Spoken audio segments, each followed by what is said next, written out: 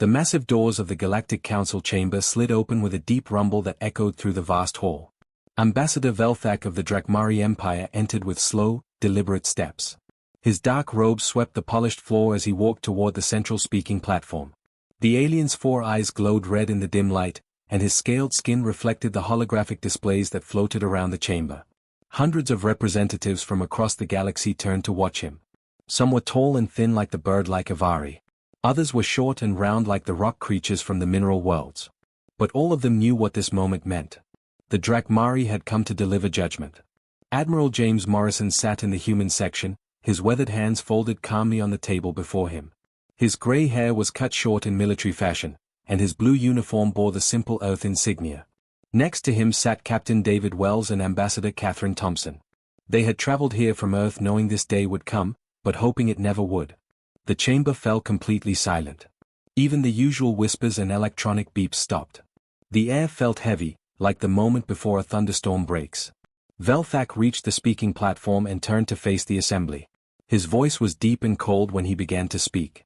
The translation devices around the chamber hummed softly as they converted his words into hundreds of different languages. Representatives of the Galactic Council, he began, I come before you today with a message from His Imperial Majesty, Emperor Drakvel, ruler of the Drakmari Empire, master of 3,000 star systems, and rightful sovereign of this galaxy. Admiral Morrison did not move. His face showed no emotion, but inside, his heart was beating faster. He had been a soldier for 30 years. He had fought in the Martian Civil War and the Jupiter mining conflicts. But nothing had prepared him for this moment. The humans, Velthak continued, his 4 eyes now focused directly on the Earth delegation, have been allowed to expand unchecked for too long. They have established colonies in systems that belong to the Empire. They have refused to pay the tribute demanded of all species. They have shown disrespect to Imperial authority. A low murmur ran through the chamber. Some species nodded in agreement. Others looked uncomfortable. The humans remained perfectly still. Therefore, the Drakmari ambassador said, raising his voice, His Imperial Majesty offers the humans one final chance. You will surrender all your colonies beyond the Sol system. You will submit to Imperial rule. You will pay tribute equal to 50% of your annual production. You will provide workers for Imperial projects. The translation devices buzzed louder as the ambassador paused for effect. You have one standard galactic cycle to comply. That is approximately 1 Earth year. If you refuse, or if you fail to meet these terms, the Imperial fleet will cleanse every human world from the galaxy. Your species will be eliminated completely. No human will remain alive. The chamber erupted in shocked whispers and electronic chatter. Some representatives stood up in alarm. Others activated their communication devices to contact their home worlds. The Drakmari had never given such an ultimatum before. Usually, they simply attacked without warning. Admiral Morrison slowly rose from his chair. The chamber began to quiet as representatives noticed the human standing. His movements were calm and controlled, like a man who had made peace with his decision long ago. Captain Wells whispered urgently, Sir, perhaps we should ask for time to consider. Morrison shook his head slightly. He walked to the human-speaking platform, his footsteps echoing in the now silent chamber. Every eye was on him. Every translator was ready to carry his words across the galaxy. He looked directly at Ambassador Velthak. The Drakmari's red eyes glowed brighter, expecting to hear words of surrender. The alien had delivered this same ultimatum to 47 species over the centuries. All of them had submitted immediately. Fear was a powerful motivator. Morrison's voice was steady and clear when he spoke. Ambassador Velthak, I have heard your Emperor's demands. He paused for a moment, looking around the chamber at all the different species represented there. Some looked terrified. Others seemed curious about what the human would say. A few appeared almost sorry for what they knew was coming. I have been authorized by the Earth government, the Colonial Alliance, and the Human Defense Force to respond to your ultimatum. The chamber was so quiet that the soft hum of the life support system seemed loud. Morrison took a deep breath. We respectfully decline, Ambassador. The words hit the chamber like a physical force. For several seconds, nobody moved. Nobody breathed. The Drakmari ambassador's 4 eyes widened in shock. His scaled face showed confusion, as if he had heard wrong. Then the chamber exploded into chaos. Representatives jumped to their feet. Some shouted in alarm. Others activated emergency communications to warn their governments. The noise was overwhelming as dozens of species tried to talk at once. Velthak's voice cut through the noise like a blade. You refuse? Do you understand what you have just done? No species has ever refused the Drakmari Empire. Ever.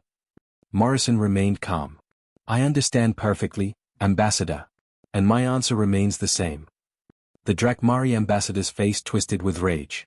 Then you have doomed your entire species, human. The Imperial fleet will show no mercy. Your worlds will burn. Your children will die screaming. Your name will be erased from galactic history. Admiral Morrison nodded once. Perhaps. But we will not kneel. He turned and walked back to his seat, ignoring the chaos around him. Captain Wells and Ambassador Thompson stared at him in amazement. They had known this might happen, but hearing it spoken aloud made it real. The die was cast.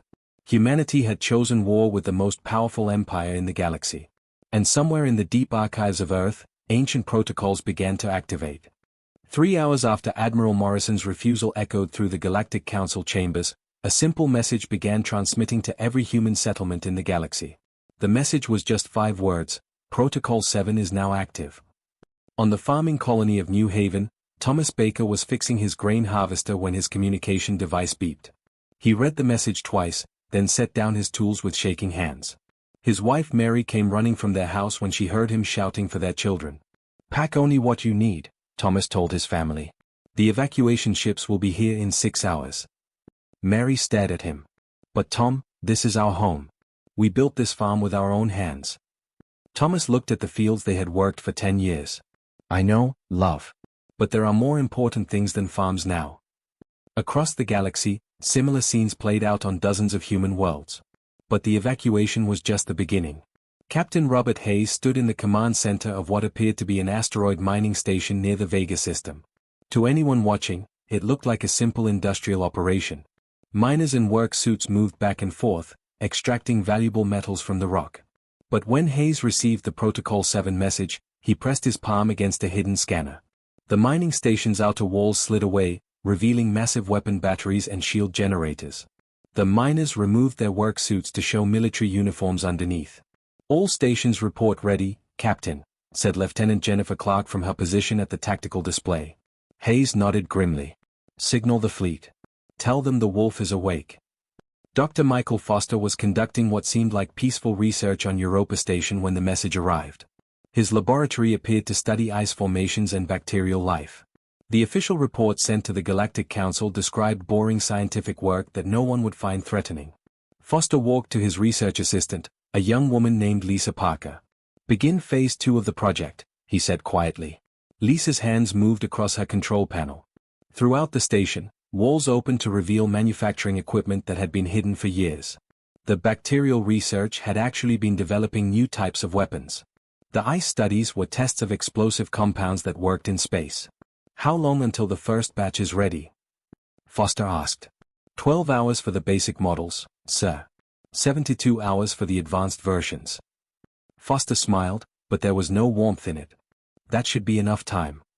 On Mars, General Patricia Williams walked through what looked like a museum dedicated to human military history. Tourists came here to see old tanks and aircraft from Earth's wars. Children pressed their faces against the display cases, looking at ancient weapons that seemed primitive compared to modern technology. Williams stopped at a display showing a nuclear missile from the 21st century. She placed her hand on the case, and it slid open silently. Inside, instead of the old weapon, was a control panel with dozens of blinking lights. Activate all sleeping installations, she commanded. Across Mars, monuments and museums began to change. Statues split open to reveal sensor arrays. Historical buildings transformed into military command centers. The planet that everyone thought was just a peaceful colony world suddenly bristled with defenses that had been hidden for generations. Commander Andrew Davis received the Protocol 7 message while his ship was docked at Titan Station, supposedly for routine maintenance. His vessel, the merchant freighter Lucky Strike, looked old and worn from years of carrying cargo between the outer planets. Davis walked to his engine room and entered a special code into what appeared to be a broken control panel. The ship's interior began to shift and change. Cargo holds opened to reveal fighter craft. The outer hull reconfigured to show weapon ports.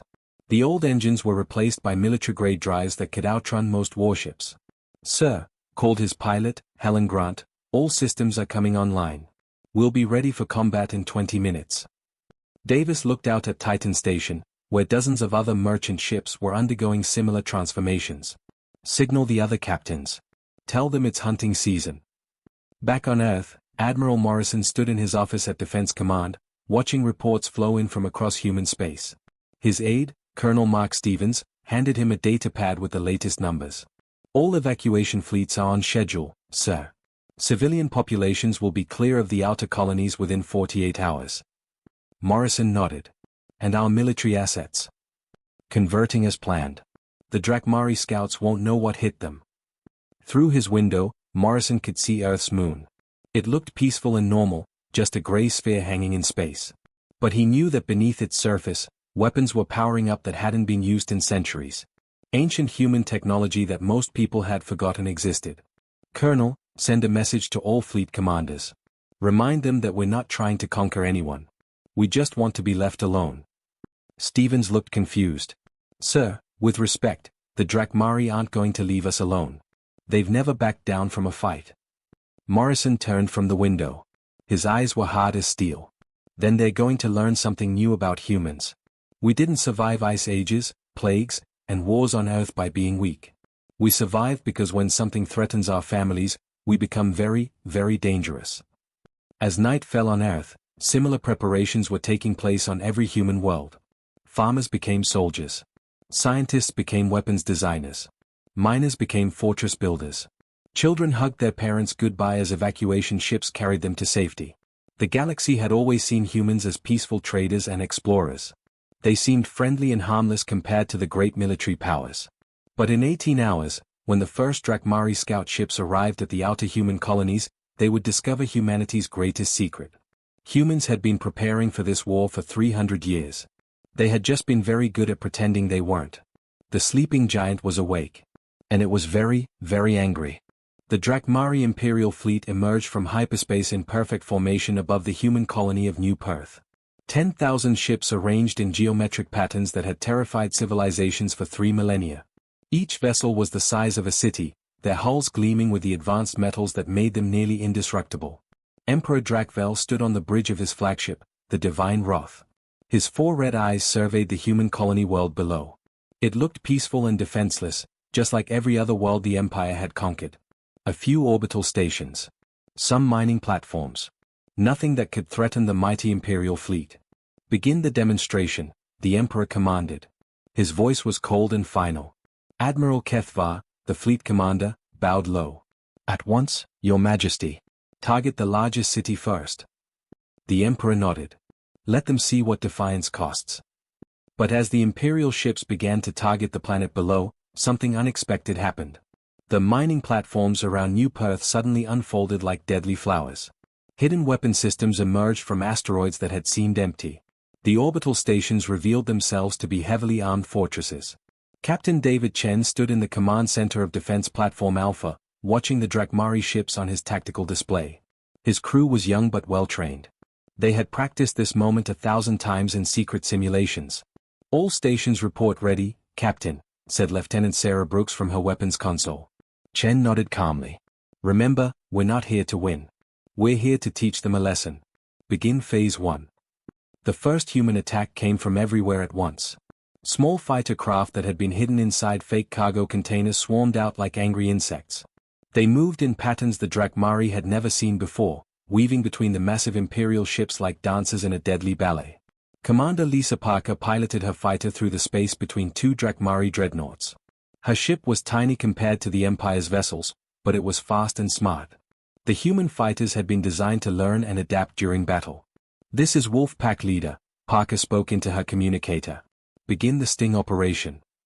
The human fighters didn't try to destroy the Drakmari ships with direct attacks. Instead, they targeted specific systems. Sensor arrays. Communication dishes. Weapon targeting computers. Each fighter carried special weapons designed to disable rather than destroy. On the Drakmari flagship, Admiral Kethvar watched in confusion as his ships began losing their ability to fight effectively. What are these humans doing? Their weapons are too small to hurt us. Emperor Drakvel's eyes burned brighter red. They're not trying to hurt us, Admiral. They're trying to blind us. The second phase of the human attack began when the mining asteroids revealed their true nature. Captain Thomas Wright commanded one of these hidden fortresses. What looked like a simple rock was actually a military base that had been built inside a hollowed-out asteroid. "Fire the main cannon," Wright ordered. A beam of energy erupted from the asteroid, striking one of the Drakmari battleships. But instead of trying to destroy the massive vessel, the beam was designed to overload the ship's shields and disable its engines. "Target acquired and neutralized," reported his weapons officer, Lieutenant Helen Grant. "The ship is drifting but intact." Wright smiled grimly. "Good. Move to the next target." The Drakmari fleet found itself fighting an enemy that didn't behave like any military force they had encountered before. The humans didn't form traditional battle lines. They didn't try to match the Empire's firepower with bigger weapons. Instead, they fought like a swarm of intelligent predators. Commander Andrew Davis led a squadron of ships that looked like old cargo freighters. His vessel, the Terran Defiance, had been disguised as a merchant ship for years. Now it revealed weapons that shouldn't have been possible with human technology. "Remember the plan," Davis told his pilots. "We hit them hard, we hit them fast, and we make sure they remember it." The human cargo ships attacked in coordinated waves. They would appear from behind cover, strike at specific targets, then disappear before the Drakmari could respond effectively. Their weapons were designed to cause maximum disruption with minimal destruction. But it was what happened when human ships took damage that truly shocked the Drakmari. When Captain Jennifer Martinez's fighter was hit by enemy fire and began to die, she didn't retreat. Instead, she aimed her crippled vessel directly at a Drakmari command ship. "This is Phoenix 7, she broadcast to all human forces. "Uploading tactical data now. Use it well." Her ship exploded against the Drakmari vessel's shields, but the data she had gathered during the battle was instantly shared with every other human pilot. Each sacrifice made the remaining humans more effective. Colonel Robert Hayes watched the battle from his command post on the hidden fortress of Gibraltar Station. The Drakmari thought they were fighting a desperate defense. They didn't realize they were being studied. "Sir," reported his intelligence officer, "we're learning their shield frequencies, their weapon patterns, their formation tactics. Every minute of this battle makes us stronger." Hayes nodded. "Send the data to all human forces throughout the galaxy. What we learn here, everyone learns." The battle lasted 6 hours. When it ended, the Drakmari had technically won. They controlled the space around New Perth. But they had lost nearly 60% of their fleet doing it. Ships that had been thought invincible were drifting dead in space. Emperor Drakvel stood in the ruins of his flagship's bridge, staring at the tactical displays in disbelief. In 3,000 years of conquest, the Empire had never lost so many ships in a single battle. "Your Majesty," Admiral Kethvar said quietly, "perhaps we underestimated the humans." The Emperor's 4 eyes burned like stars. "No, Admiral. We didn't underestimate them.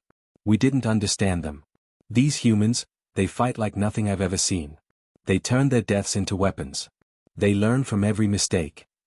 He looked out at the human colony world, still intact below them. The Empire had won the battle, but something had changed. For the first time in millennia, Emperor Drakvel felt something his species had almost forgotten. Fear. 6 months after the battle at New Perth, Captain Emily Brooks received orders that made her smile for the first time since the war began. Her ship, the Silent Thunder, had been hunting Drakmari supply lines for weeks.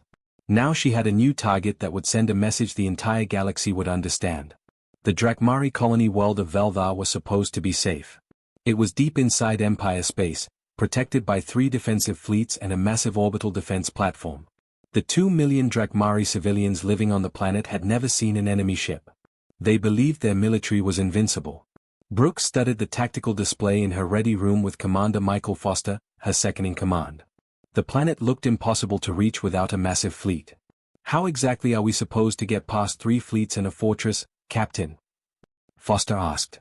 Brooks pointed to a small moon near the planet. "We don't fight them, Mike. We teach them." The human plan was unlike anything the Drakmari had ever encountered.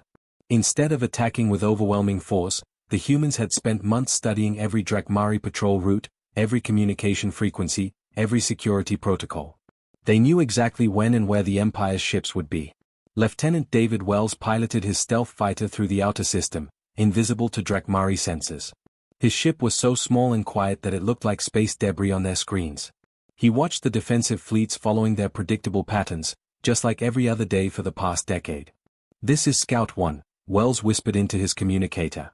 "Defensive Fleet Alpha will be changing position in 30 minutes. You'll have a 6-minute window." The silent thunder waited in the shadow of an asteroid field, completely powered down. To any scanner, it looked like just another piece of space rock. But when the Drakmari fleet moved according to their schedule, Brooks activated her ship. "All hands, this is the captain," she announced over the ship's intercom. "We go in quiet, we complete the mission, and we get out clean. No unnecessary casualties. This is about sending a message, not starting a massacre." The human ship slipped through the gap in the Drakmari defenses like a ghost. Their technology had been specifically designed for stealth missions like this. While the Empire built massive ships meant to intimidate, humans had learned to be invisible. On Veldhar's surface, Governor Thekval was having dinner with his family when the lights went out. At first, he thought it was just a power failure. Such things happen sometimes, even on advanced worlds. But then every communication device in the city activated at once. Screens lit up throughout the planet, showing the same message in perfect Drakmari language. "This is Captain Brooks of the Human Defense Force. Your military attacked our worlds. Now you understand how it feels to be vulnerable." The message continued as panic spread through the Drakmari population. "We have disabled your planetary defense systems, your orbital platform, and your communication networks. We could have destroyed your cities, but we chose not to. We are not monsters like your empire believes." Governor Thekval rushed to his emergency command center, only to find that every system was offline. His military advisors stared at blank screens in shock. "How is this possible?" the governor demanded. "The humans have no ships here. Our fleets would have detected them." His chief of security, Commander Vextar, shook his head in amazement. "Sir, they didn't attack our fleets. They went around them. They snuck past everything we had and hit the planet directly." High above the planet, Captain Brooks watched the Drakmari defensive fleet scrambling to respond. They were moving toward the planet, but it was too late. Her mission was almost complete. "Foster, how long until the orbital platform is back online?" she asked. "Our computer virus will keep it down for another hour, Captain. More than enough time to finish the job." The human message continued broadcasting to every Drakmari citizen on the planet. "Your Emperor told you that humans are weak and cowardly. He said we would surrender when faced with superior force. But we are here, in your most protected system, and your mighty fleets cannot stop us." In the capital city, millions of Drakmari watched their screens in terror and amazement. The humans had done the impossible. They had reached the heart of the Empire without firing a shot in anger. "We do not wish to conquer you," the message went on. "We do not want to rule your worlds or enslave your people. We only want to be left alone. But if your empire continues this war, we will keep coming. Next time, we might not be so gentle." Lieutenant Jennifer Clark monitored the Drakmari fleet movements from her station on the Silent Thunder. The enemy ships were getting closer, but they were still moving in the same predictable patterns they had used for centuries. "Captain, the lead Drakmari fleet will reach our position in 10 minutes, she reported. Brooks nodded calmly. "Begin withdrawal. Phase 2 of the operation starts now." As the human ship prepared to leave, they left behind more than just a message. Hidden throughout the Drakmari defense network were small devices that would continue gathering intelligence for months. Every ship movement, every communication, every tactical plan would be quietly recorded and transmitted back to human forces. The Drakmari would eventually discover these spy devices, but by then it would be too late. The humans would know everything about how the Empire's military operated. The Silent Thunder slipped away from Veldhar as quietly as it had arrived. The Drakmari fleet searched frantically but found nothing except the disabled defense systems and the echoing message that continued to broadcast across their world. Back on the Drakmari flagship, Admiral Kethvar stared at his tactical display in disbelief. His sensors showed no sign of human ships anywhere in the system. "They were here," he said quietly. "They penetrated our defenses, attacked our most protected world, and vanished without a trace." Emperor Drakvel's voice crackled over the communication system from his palace on the capital world. "Find them, Admiral. Find them and destroy them." "Your Majesty," the Admiral replied carefully, "how do you hunt an enemy you cannot see? How do you fight ships that appear and disappear like ghosts?" The Emperor's silence lasted for a long moment. When he finally spoke, his voice carried a note that no Drakmari had heard in 3,000 years, uncertainty. "Then we learn to see ghosts, Admiral. Because if we cannot, this war is already lost." 18 months after the war began, Emperor Drakvel stood alone in his private chamber, staring at reports that told a story he could barely believe. The mighty Drakmari Empire, which had ruled the galaxy for 3,000 years, was falling apart. His military commanders no longer gave him confident reports about easy victories. Instead, they brought him tales of human ships that appeared from nowhere, struck with deadly precision, and vanished before his fleets could respond. Entire Drakmari battle groups had been found drifting in space, their crews unconscious from some new human weapon that put enemies to sleep instead of killing them. General Vextar entered the chamber, his usually proud posture now bent with exhaustion. "Your Majesty, I bring news from the front lines." The Emperor turned slowly. "More defeats. The humans have taken the HFY system without firing a shot. They broadcast surrender terms to our garrison, and our soldiers simply gave up." Emperor Drakvel's 4 eyes burned with rage and confusion. How does an army surrender without fighting? The humans showed them what happened to the 4th Fleet last week. They displayed tactical recordings of how easily human forces had disabled our most advanced ships. Our soldiers realized they couldn't win, so they chose to live. The Emperor walked to his window, looking out at his capital city. Even here, on the most protected world in the Empire, he could see signs of fear. Citizens hurried through the streets instead of walking proudly. Military patrols moved in larger groups than before. Everyone knew the humans were coming. "What do our intelligence reports say about human casualties?" he asked quietly. General Vextar consulted his data pad. "That's the most disturbing part, Your Majesty. In 18 months of war, the humans have lost fewer than 10,000 soldiers. We've lost nearly 2 million. The numbers made no sense. The Drakmari had superior technology, larger ships, and more soldiers. But the humans fought like nothing the Empire had ever encountered. They turned every battle into a learning experience. They adapted faster than Drakmari tactics could evolve. Worst of all, they seemed to know exactly how the Empire would respond to every situation. A communication alert chimed in the chamber. The Emperor's aide, a young officer named Thekmor, appeared on the viewscreen. "Your Majesty, we're receiving a transmission from the human fleet. They are requesting permission to enter the capital system." Emperor Drakvel felt something cold settle in his chest. "How many ships?" "Just one, Your Majesty. They say they want to discuss terms." The single human ship that entered Drakmari space was not impressive to look at. The Terran Justice was smaller than most Empire patrol vessels. It had no visible weapons, no threatening appearance. It looked like exactly what it was, a diplomatic vessel crewed by people who wanted to talk rather than fight. But every Drakmari in the system knew what this small ship represented. Humans had penetrated the heart of the Empire with a single vessel, just as they had promised they would. Admiral Morrison stood on the bridge of his ship, looking at the massive Drakmari capital world through the viewscreen. His crew was small but experienced. Captain David Wells at the navigation station. Commander Lisa Parker at communications. Lieutenant Robert Hayes monitoring the Drakmari fleet movements. "They are not attacking us," Wells observed. 12,000 Drakmari warships, and they're just watching. Morrison nodded. "They've learned not to underestimate us. That's the first step toward wisdom." The meeting between Morrison and Emperor Drakvel took place in the same council chamber where the war had begun. But this time, the positions were reversed.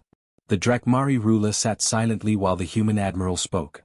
"Your Majesty," Morrison said in a calm, respectful voice, "this war has gone on long enough. Your empire is broken. Your fleets are scattered. Your people live in fear. It's time to end this." Emperor Drakvel's voice was hollow when he replied. "What are your terms, human?" Morrison placed a simple document on the table between them. "We want our colonies back. We want your fleets to withdraw from human space. We want a promise that the Empire will never threaten humanity again." The Emperor stared at the document. "And if we refuse? Then we continue teaching you lessons until you change your mind." For a long moment, the chamber was silent. Finally, Emperor Drakvel asked the question that had been haunting him for months. "How did you do it? How did a primitive species defeat the greatest empire in galactic history?" Morrison's expression was sad rather than proud.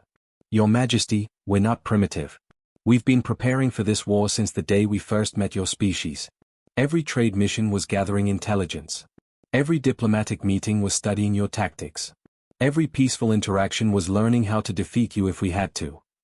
He gestured to the chamber around them. "You built an empire based on fear and overwhelming force. But you forgot that intelligent enemies learn from their defeats.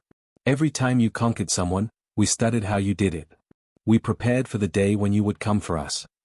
The Emperor's shoulders slumped in defeat. What happens to my people now? They live, Morrison said simply. They rebuild. They learn to be neighbors instead of conquerors. But there is one condition that is not negotiable.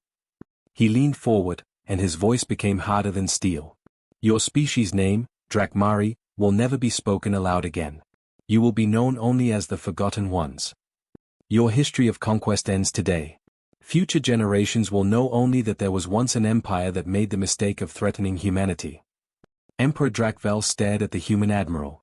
You would erase us from history? Not erase, Morrison replied. Transform. Your people can build something better than an empire built on fear. But the name Drakmari ends with this war. That is the price of your survival. Years later, Admiral Morrison retired to a quiet farm on Earth. Sometimes, young officers would visit him and ask about the war with the Forgotten Ones. He would always give them the same answer. The best victories are the ones where nobody remembers who started the fight. Peace is more important than pride. And in the deep archives of both human and galactic records, locked away where only the highest authorities could access them, lay the complete files of what had really happened during those 18 months. The files were marked simply, "Why we never wake the sleeping giant again." The galaxy was safer because most people forgot how terrible humans could be when they stopped being kind.